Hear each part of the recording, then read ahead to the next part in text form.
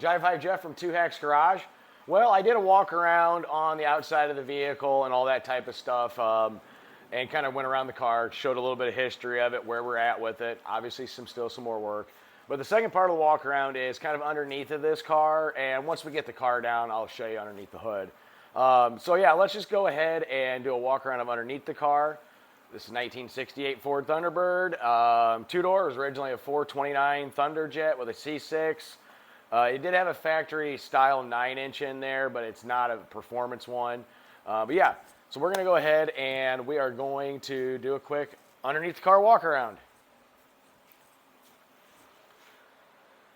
So to kind of just give you a quick skinny on this, the only thing that I actually used on this car in the drivetrain that I reused from tearing it apart was the engine block and the rear end housing. Everything else is new. Front suspension wise, everything's been rebuilt. I did keep the factory upper or lower control arms and upper control arms. Everything's new.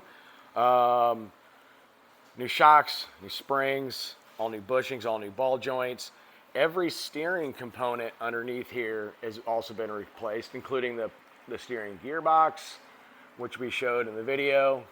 So yeah, everything is new up front. And while we're underneath here, you can see that is not a stock oil pan. That is a Canton Racing 7-quart oil pan.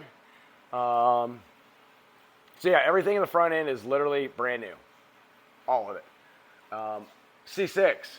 That is also not the factory C6 transmission. That is a TCI Super Street Fighter C6. And it's also got a TCI stall converter in it, and it's advertised 3538. Those headers are handmade by Stan Johnson at Ford Power Applications. One-off piece. I think I've said before, these were not made, headers were not made for this car back in the day, and they still aren't. So yeah, that's kind of the front of that. The whole underneath this car was nasty, crusty, grimy. So we spent many hours grinding on this, re-undercoating, repainting, making a whole lot better. So the exhaust, let's get to that. That is handmade by Micah and I. I originally planned on doing zoomies, just didn't work out. So it's just tubing kit we bought, customized it ourselves into a 1-chamber cherry bomb going out the sides. Gonna add a flamethrower kit to that. H-pipe, drive shaft, not factory either. That drive shaft right there is a fast shaft from Speedways, a heavily modified Lakewood drive shaft loop. So let's get to the rear end section of this. Rear drive shaft loop kit that I bought from Jegs, modified that to go in place, also serves as a brace.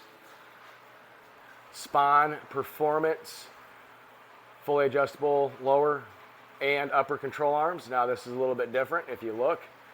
It's got just the one on top, the two on bottom, and then you've got your panhard bar. The rear end is a QuickTime Performance 31 spline, 430 gears, billet traction lock. As you saw in a previous video, we added the 1330 yoke and the Jegs caps on that. It's got heavy duty springs, Lakewood drag shocks, a disc brake conversion kit. On this side, we added the air shock to preload the suspension. Oh, in the front, yeah, all brand new brakes too, all in the brand new bearings. The axles, I got these also from Speedway. They're one of the race versions of it, if you want to say. It's 31 spline, so those are pretty stout. Even down to the axle flange, used Willwood. We go to the outside. We got the Moroso studs and conical lug nuts. So yeah, that's kind of just a quick overview of all of this. Oh yeah, and it's even got brand new fuel tank underneath there, brand new fuel lines. All the brake lines are brand new. So yeah, that's a kind of a quick overview of underneath the car. Like I said, everything is literally brand new. The only thing I didn't use with this car and the drivetrain or anything like that was the engine block and the rear end housing. Everything else has been replaced. My favorite part, obviously, on the back, powered by Jimmy. Great guy. And yeah, the custom AHRA No Name National Illinois license plate. So yeah, that's just a quick, we could take a walk through here. Quick overview of what's underneath the car. Like I said, we still have some work to do.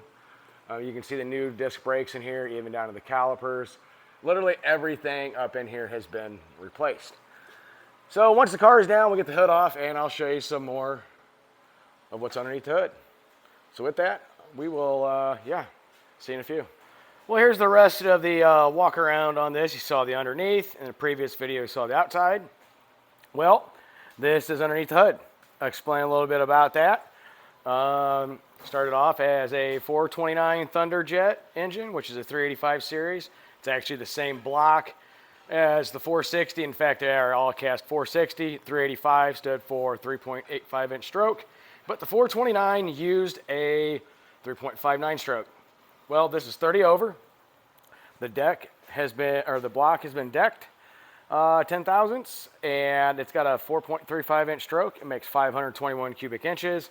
It's an Eagle rotating assembly, H-beam rods, ARP bolts, Carrillo pistons. They're forged aluminum, and with the heads, which are Speedmaster casting, which, if you watch my videos, castings are great. Everything else is junk. So we ported and polished these, 3-angle valve job, Ferrara valves, Howard's springs, Clay Smith retainers, Scorpion 1.73 ratio roller rockers, Manley and Howard's push rods. It was due to availability. It's got a Howard's hydraulic camshaft in it with lifters. I'm not going to go through the numbers on that, but I'll just say it's pretty lumpy and it's got a lot of duration. It's a wind tunnel ram intake manifold that we actually did some David Vizard tricks to it. We've also port matched it to the heads, port matched it to everything up here. So the heads are ported, everything's port matched, even with the exhaust side, everything. I'm pretty happy with how that turned out. The carburetors on this are quick fuel 650 double pumpers, mechanical secondaries. We have not done anything to these at all. Headers, Stan Johnson made the Ford Power application.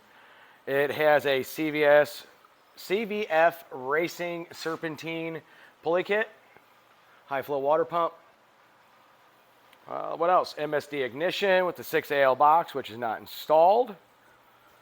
Here is that vacuum pump for the brakes. It's in there, but it's not wired up. Still got to get the brakes in, you see, and all that. Everything else is done. It's just because of the power steering hoses where they sit, we're waiting on that. It is a 3-core Champion radiator. Enderley style linkage. We got Jegs fuel lines, negative 6 AN on everything here. Actually turned out very nice. I like the throttle return spring kits Micah and I put on that. Worked out very well. Mr. Gasket valve covers, Moroso breathers. It's got the Ford Performance thick wires. I run Autolite racing plugs. That's really about it. Yeah, it's pretty stout, not too shabby. Like it, 521 cubic inches. Overall compression is about 11.2 to 1. It does have Cometic gaskets in it. All ARP studs, bolts, nuts, you name it inside. Melling's high volume oil pump. Felpro gaskets, Ford Performance gaskets where needed. Yeah, so it's actually a really good application. It's a really good build. I did cover it in previous videos. It took a lot longer than what we wanted to do. This is an internally balanced engine. Don't know what it makes for horsepower. Someday I'll put it on a chassis dyno and we'll find out. But yeah, so that is the under the hood. So now that's pretty much a walk around completely on the car. You guys have seen the interior. You guys have seen underneath.